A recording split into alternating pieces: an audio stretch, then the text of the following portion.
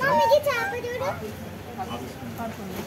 Mummy pink చేపలు, mummy purple, mummy white, mummy green.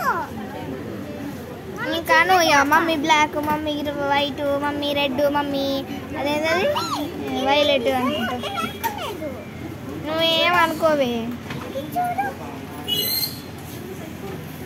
ఈ boat నిజంగా అరే మమ్మ చిన్న చేప.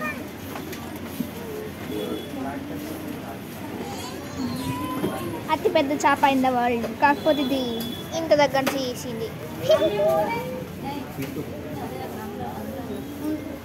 పట్టుకో.